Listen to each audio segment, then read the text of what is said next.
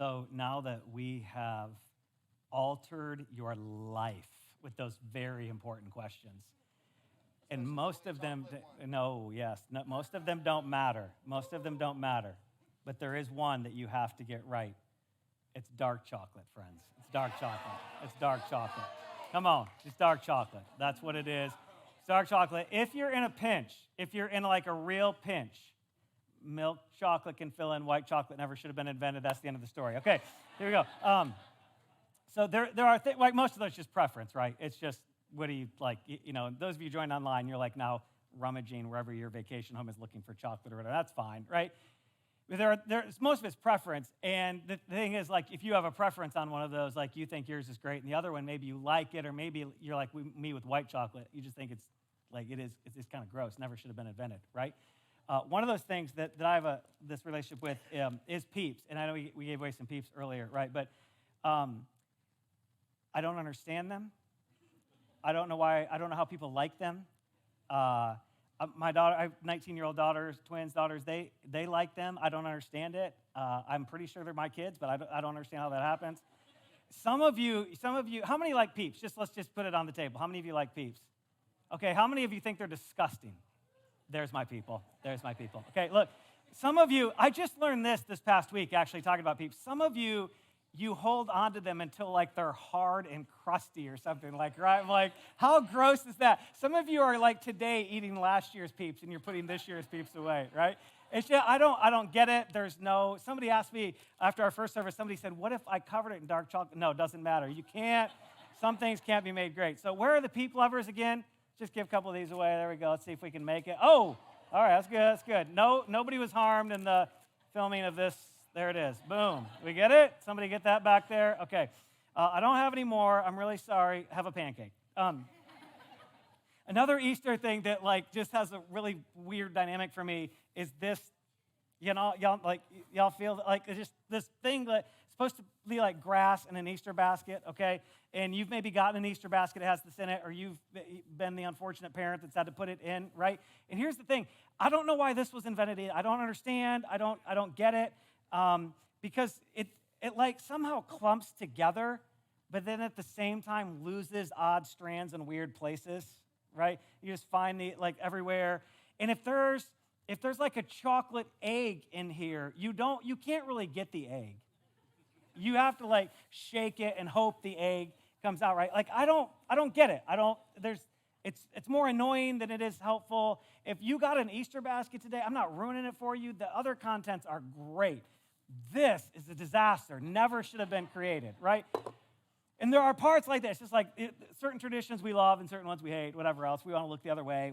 That's great, right? It's part of having an Easter Sunday and all that kind of stuff.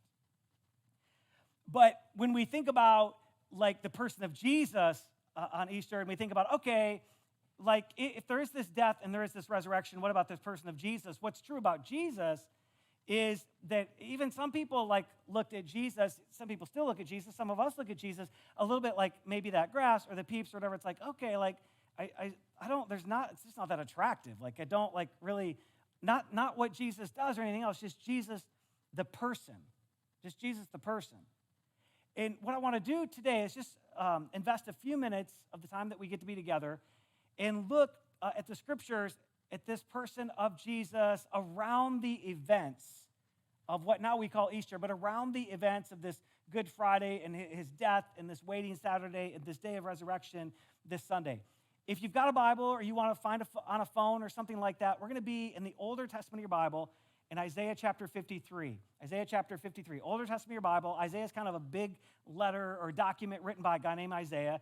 He was what was called a prophet, and he would get these unique visions or words from God, and they would be messages to the people of Israel at the time, the Jewish people at the time.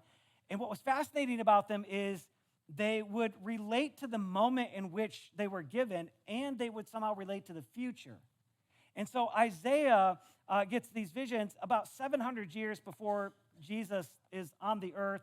So Isaiah never was on the earth at the same time as the person of Jesus, right?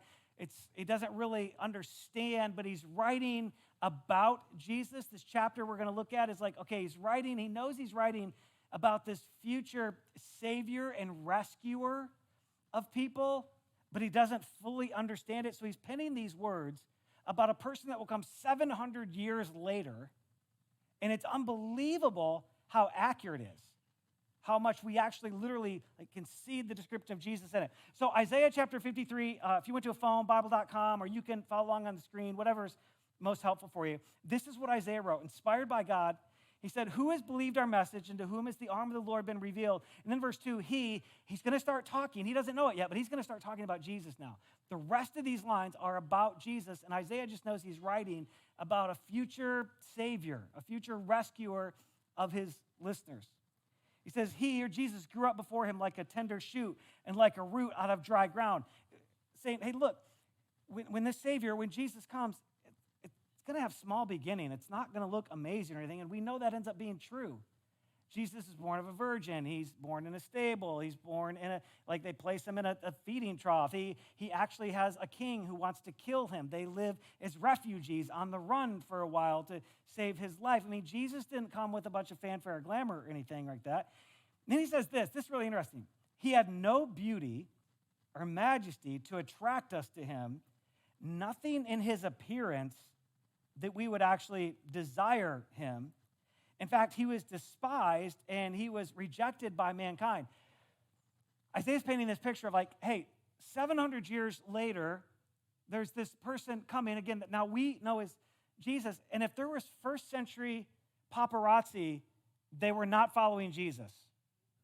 There's nothing attractive. I mean, he's like, look, there's nothing attractive about him, nothing that we should desire to know what he's doing or what he's driving or where he's having dinner. In fact, we kind of despise him. He's just not physically attractive. There's nothing drawing us to him in that way. It's then who is this guy? So he was despised and he was rejected by humanity. He was a man of suffering, and he was familiar with pain. And he was like one from whom people actually hid their faces. He was despised. And we held him in low esteem. We just didn't think much of him. Humanity just didn't hold Jesus in high regard. There's nothing wow inspiring about just his physical appearance and who he was. And then verse 4, things start to shift a little bit. He says, surely, but, in spite of all that, he took up our pain and he bore our suffering. Yet we consider him punished by God and stricken by him and afflicted. And here's the thing. Isaiah, Hebrew language is a little more picturesque than we get in English. And Isaiah writes this and describes this picture of somebody who would, we think of let me just grab that. What it really means is to lift up. He's painting this picture of Jesus would actually lift up our pain, reach into and onto our lives and lift up our pain, take it off of us and put it on himself. It's this great act of compassion and kindness. He's I will lift that off of you, whatever it is that you're carrying, and we'll talk a little bit about what some of that is. He says, I'll lift that up, and you can walk. I'm going to give you a new freedom and a new lightness to your walk, and I'll take that and I'll carry that. And he says this. He said the reason really that happens is because he was pierced, and we know Jesus ends up when he's on a cross being pierced by a Roman soldier with a spear. He was pierced for our transgressions, which is just a big word to talk about sin, and we'll come back to that. He says, and he was crushed for our iniquities, which is just a big word to talk about the motive of our sin, the transgressions, the act, and the iniquities. It's the motive. It's what compels us. The punishment that brought us a peace, the punishment that brought us the possibility of a lightness, the punishment that brought us a peace and a connection with God, that was actually on him. And by his wounds, we're healed in every way. Healing becomes available to us. And then verse 6, this is the all of us. I'm so glad verses like this are in the Bible. It's we all, all of us, nobody misses this one. We all, like sheep, we've all gone astray. Each of us has just turned and done it our own way. That's how we live. That's how we're born living, right? And then God has laid on him, or Jesus, again, here's that word again, that iniquity, the very motive of sin. He's laid that on this person of Jesus. So here's the thing. I love that last line because it just says like all of us. Like nobody's like gets exempt from, well, I don't really need Jesus to do that because I'm really good. No, it's all of us. Like, and the good news is we come to places like this not because we're perfect, but because we have some recognition that we're not perfect. We need a someone or a something. And whether we're at a place where we're saying that's Jesus or not, we still realize, we need, there's got to be something. I need more than just me. But let's talk a little bit about this dynamic of sin, because that's a tough word to talk about. And you're like, oh, like that's kind of painful and awkward. I'll just go have ham. Let's skip this part, right? But it's important to talk about. See, like say, well, what is sin like? Just if I break some rule, then was that the sin? Like I broke a rule? Well, I mean, yeah, partly. I mean, that's a real like base. It's a really simple and not complete way to look at it. Yeah, that God designed you and I for relationship. And here's the reality.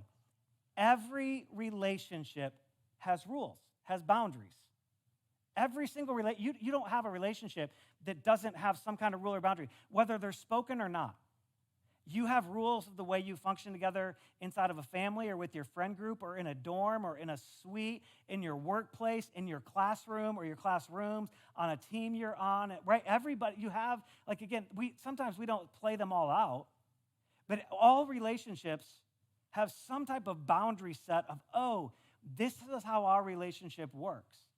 And we know when a rule or boundary is broken, because we get mad or hurt or disappointed or let down or have an unmet expectation, right?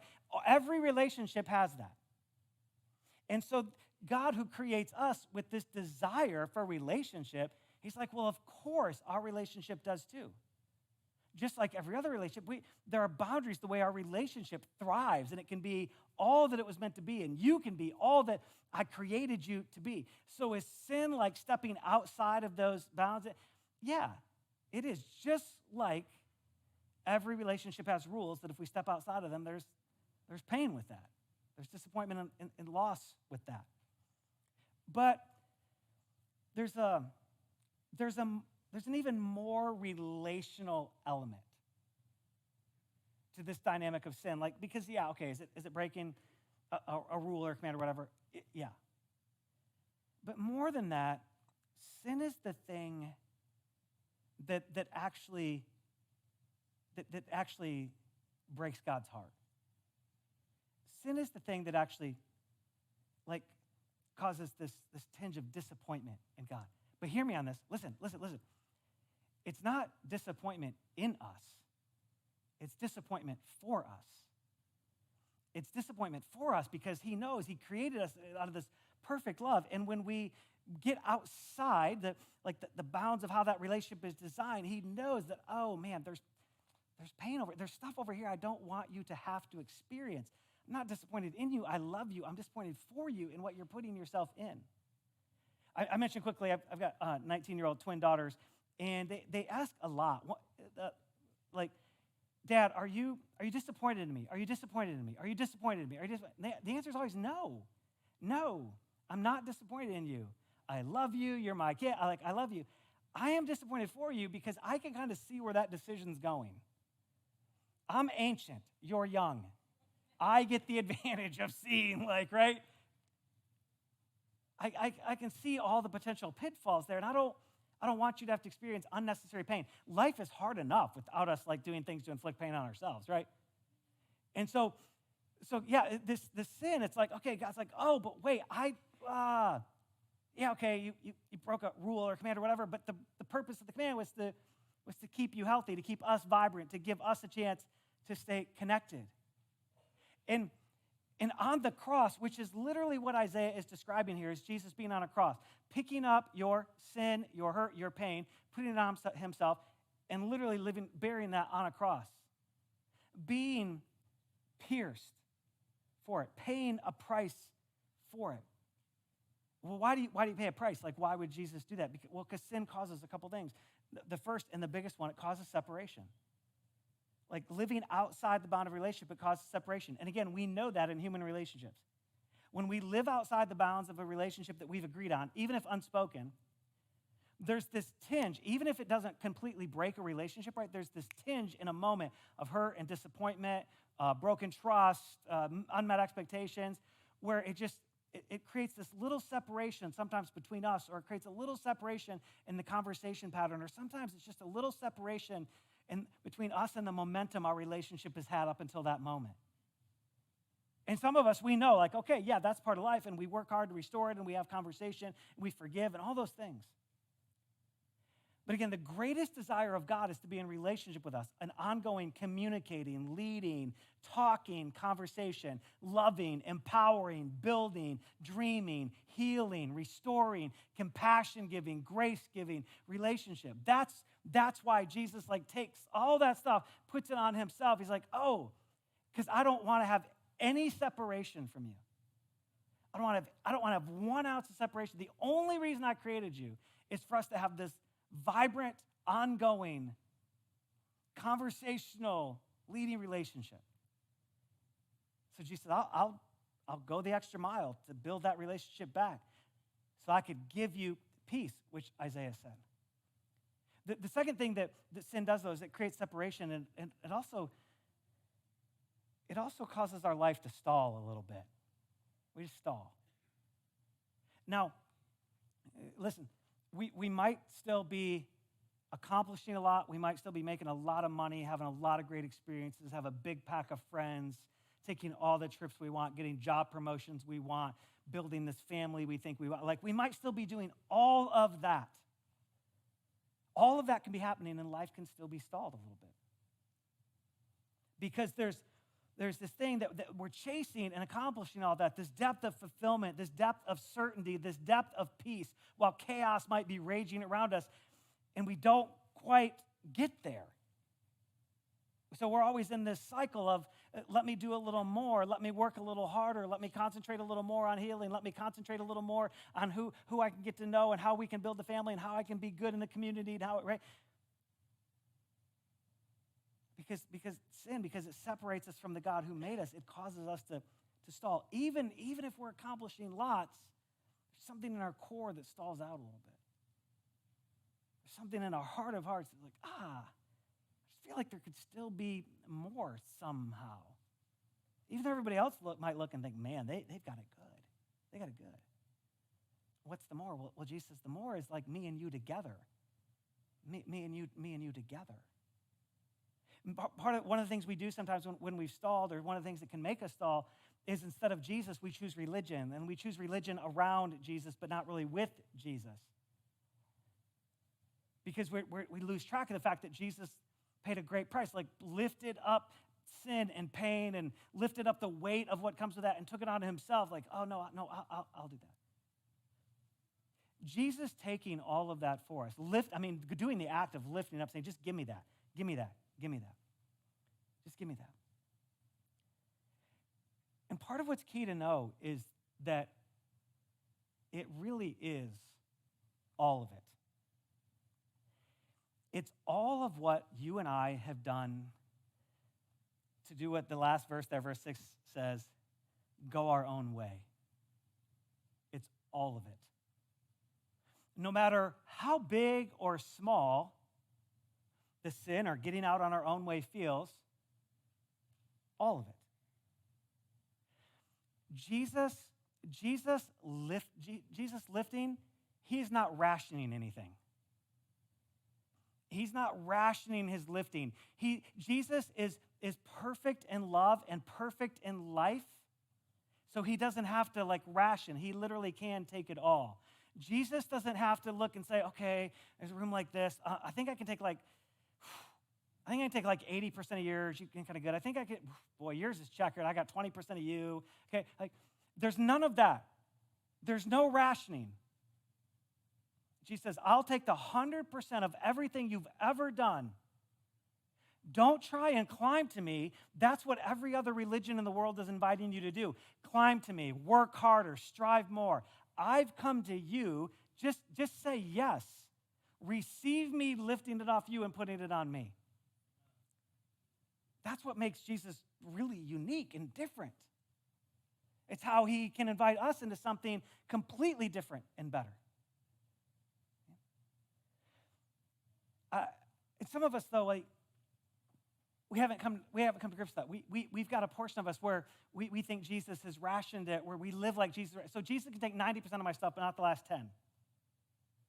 I remember I was late teens, maybe early 20s, and I was in the car with my dad. And my dad left my mom and I when I was about 1, and so he was kind of in and out of my life. And when he was in, it was fine. And when he was out, it was okay too. He didn't create drama in our family and things like that. And I remember like driving back when we did get together. It was usually around golf or something like that. So we played golf, and he's driving me back home. And I remember somehow we got talking about Jesus, and my dad had very openly walked away from Jesus when he left my mom and I. He just didn't want. He's like, I'm gonna go do verse 6. I'm gonna go live my own way. He just owned him. That's what I'm gonna go do. And on this car ride back, he says to me, "Man, John, I'm really glad that you're still like living life with Jesus. I'm really glad I'm glad your mom created that space. I'm glad you're doing that." And I remembered this like quandary in my brain real quick. Why are you glad I'm doing it, but you're not? Right? And so I just said, "Well, Dad, why don't you just come back to Jesus? Why don't you come back and live with Jesus?" And I'll just never forget the moment. I can still see my dad like looking down the road through the windshield while he drove, and I can still feel the weight of the moment. You ever have those moments inside of certain conversations where it feels like time starts warping just a little bit? And I'll just forget my dad staring ahead out the window and just saying to me, "Well, John, I think I've just done too much for that to be possible.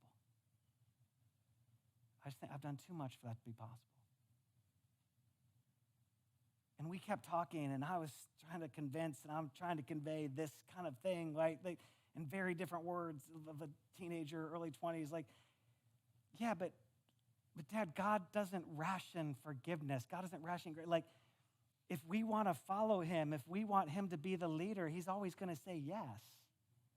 He took all of that, Dad. Like, he got up under that, and he took all of that. And my dad did really have a troubled past. My dad was involved in some crazy things, but he wasn't outside of what Jesus could do. He wasn't outside what Jesus could do. And neither are you, and neither am I. Neither are you, and neither am I. With Jesus, there's always a way back to the God who made us. And part of that way back is a cross. It's Jesus picking that up and burying that. But here's the deal. If Jesus picks that up and he carries it, and then this death is really final, well, that leaves some questions on the table, right? And you kind of knew the punchline before you came today, right? Even if you're here today and you don't want anything to do with God or whatever, that's great. I'm really glad you're here. But you kind of knew the punchline. These people in these buildings celebrate a supposed resurrection on Easter, right? So like you know that's the punchline, but let's just walk it for a second. If you've got a Bible or you want to turn, or if you still want to look on a screen, that's great. But I want to jump ahead. Luke chapter 24. So 700 years after Isaiah writes his little bit there, 700 plus years after that, there is this death of Jesus. There is a Saturday where Jesus is in a tomb, and he has and is experiencing what sin does, complete separation from his heavenly Father. That's what sin does. That's what Jesus took. Jesus didn't just take the list of things we've done. He took the separation that comes. And then there's this Sunday thing. And again, you probably know the story, right? But let me just read it for you, and we'll talk about the implications. This is on the first day of the week, which is their Sunday, very early in the morning. These women who had been followers of Jesus, they took these spices because they want to give him a proper embalming. They had prepared, and they go to the tomb. They're going to ask the soldiers if they can go in and kind of do this thing, right? But they found that the stone was already rolled away from the tomb. And when they entered, they did not find the body of the Lord Jesus. I've come here to find Jesus' dead body. That's not here. Which means the next few words make complete sense. While they were wondering about this, you don't say. You don't say. If you went to a casket today looking for somebody you thought was, and they weren't there, you would wonder too, right? There's a quandary for these ladies. While they're doing that, suddenly 2 men in clothes that gleamed like lightning stood beside them. And in their fright, the women bowed down with their faces to the ground. But the men said to them, "Why are you looking for the living among the dead? Why are you here? He's not here. He has risen. Remember how he told you while he was still with you in Galilee?" And this is a statement of Jesus talking about himself when he was still alive. "The Son of Man, Jesus, must be delivered over into the hands of sinners," people like you and me, who, like every human ever, has gone their own way, "be crucified," which Isaiah talked about 700 years before that, "and on the third day," which they're standing, "and be raised again." And then they remembered his words. Then everything starts coming back to them. There are so many fascinating elements of this little sequence of the story. But here's what you got to understand, right? Is that they go and they find a stone rolled away that nobody would have rolled away. There were Roman soldiers in charge of it. It had been sealed. And look, listen, Rome was in charge, decidedly in charge. Now, the Jews didn't necessarily want them to be, but nobody messed with Rome. They were the empire of the day. Roman soldiers were the best of the best. You just didn't mess with the Roman soldiers, right? But this tomb has literally miraculously been rolled away. These women walk in, and Jesus isn't there. So there is a cross. There is a death. There is a separation, but there is also an empty tomb. There's an empty tomb. And if you only have a cross, but no empty tomb, you're left very wanting. Death really isn't defeated then. There isn't really hope of eternity. There isn't really hope of healing and freedom. There isn't really hope of a future. There really isn't hope of a dream. There really isn't hope of peace inside of chaos. But there really is an empty tomb. And these women, they go tell everybody. They start going to tell all these followers of Jesus, and literally the world starts changing. Here's the thing that we see. There is a cross and there is an empty tomb. And when you put those together and we see the story as it is, what we begin to understand is that with a cross and an empty tomb, anything is possible. Anything is possible. If there is a Jesus who would take your sin and my sin, and he would take your pain and your brokenness and the chaos, if he would take all of that so that we could have peace with God, meaning simply if we could be in step with the God who made us, loves us, wants to walk through our days with us, wants to have an ongoing conversation with us, wants to lead and guide. If that's possible, anything is possible. If that's possible, anything is possible. And listen, you might be like, yeah, but a lot of people have been raised from the dead, right? And which is true. Around the world, there are still people who are occasionally raised from the dead, okay? God is the only one to raise himself. God's the only one to raise himself. God literally in this moment decidedly beat death. God, literally, I was just like, flicked it aside. Be done. Be done. Done with you. He just flicked it aside. And anything becomes possible. So let's just ask. In the honesty of a moment, what in your life feels impossible right now? What feels impossible? What health thing? What financial thing? What relationship thing? What job thing? What feels impossible? Or maybe who feels impossible? Who in your life is your constant pain and hurt? And they feel impossible. Most of us have one of those or more. What's your impossible? Listen, if anything is possible, listen, here's a few things. The first one, the most important one, everything else pales compared to this. The first one is your salvation's possible. Your salvation's possible. The whole reason Jesus did this, It's so that you could be saved from away from him to with him. You could be saved from life without him to life with him, that the separation could be removed and the relationship with the God who made you could be restored. That's the reason he lifted. That's the reason he went to a cross. That's the reason he experienced death and the separation. That's the reason there's an empty tomb. And listen. He's not rationing his grace and forgiveness. It's for you. You're wanted. You're created out of an overflow of like enthusiastic love. It is possible for you to know the unbeatable compassion of the God who made you and wants you. And again, it's different than every religion in the world. You don't have to go climbing or striving. You just say yes. It's more of a receiving thing.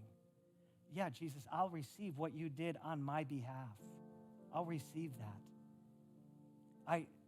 Jesus isn't asking you to join a religious system or like get the code on the lock just right. Like if you can just push this, he's not a Rubik's Cube. Like, it's like, I'm here because I came to you. Like, you just say yes. You just say yes. We'll talk about that more in a second. There's some other things that maybe they felt impossible. And maybe today God designed this moment just for you to breathe a little bit of possibility into you, just to breathe a little bit of, okay. You might be here today and you're unbelievably absent of hope, and you're kind of like, I don't know if there's anything worth hoping anymore. I don't have any confidence of anything good coming. And maybe the conditions of the world around us they become so overwhelming, or maybe the circumstances of your life personally has become so overwhelming. And hope, the confidence of something good, it's just missing. Your life right now isn't defined by hope. It's defined by discouragement and despair. And here's the thing. If there really is a cross and there really is an empty tomb, then hope is possible. Hope is possible. Right now, in this moment, hope could get an ignition in you. Some of you came today, maybe you came as a husband and wife or in some family relationship dynamic, and maybe you haven't talked about it a lot yet, but this is it. This was like your last card. Like, okay, we'll try church and God one time, or we'll try church and God one more time. And if something doesn't happen, we're done. We're done with each other. The relationship's over. And what you kind of sense inside your spirit and your soul right now is Jesus just saying to you, anything's possible. Anything. Anything's possible.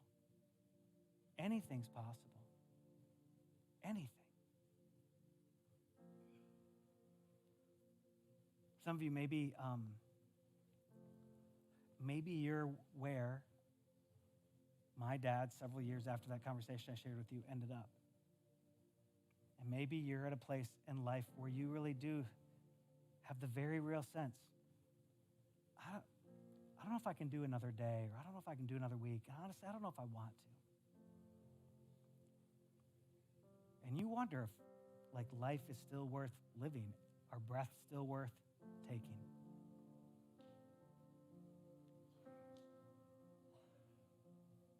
And what Jesus would say to you today is, look, anything is possible. It is possible for me in my love to overcome what you're in, to turn the direction, to change the trajectory. It is possible. You're not alone. You are seen. You are noticed. You are wanted. It doesn't have to be the end. What is your impossible? And what if it's possible? What if it's possible?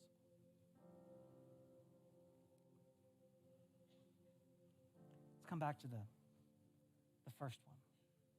Jesus' greatest priority, the reason he started this whole thing in the first place. It's just to be with you.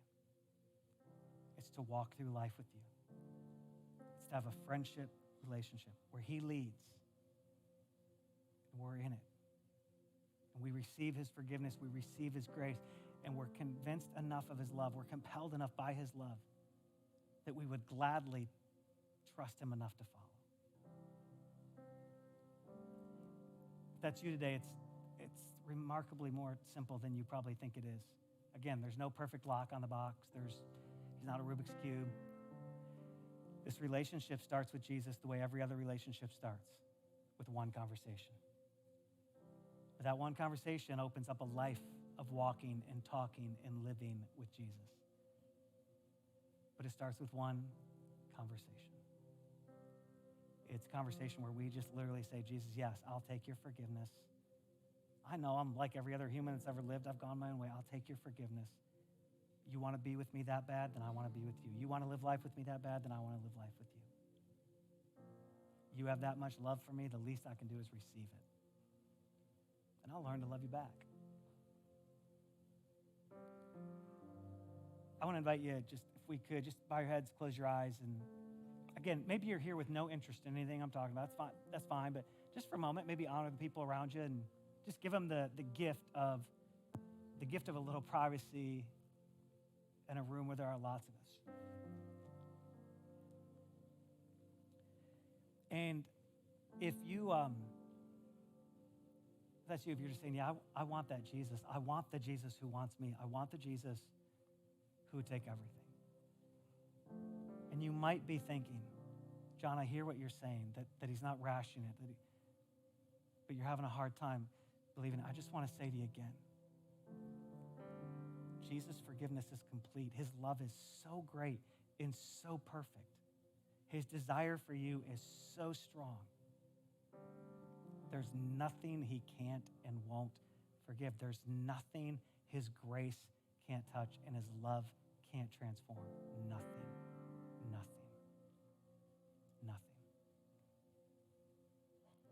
And I just want to lead us in a prayer, in a conversation. And maybe this is going to be the first time you've ever prayed this kind of prayer, had this kind of conversation with Jesus. Maybe you prayed this prayer decades ago and you do have a literal walking, living, talking relationship with Jesus, and it's great if you do. But I'm going to pray a prayer, and I just want all of us, every one of us, if you just help the people around you, just repeat this after me, okay? And again, hear me, it's not a magic prayer, it's not a religious formula, it's not even memorized, right? It's just a conversation, but it's a conversation of amazing surrender and acceptance. Amazing surrender and acceptance. And this is where relationship with Jesus begins. This is where it begins. And for you, it is possible. It's possible. So just pray this with me. Everybody just repeat this prayer after me. Here we go. Let's do it together. Jesus, thank you for your love for me. And how pure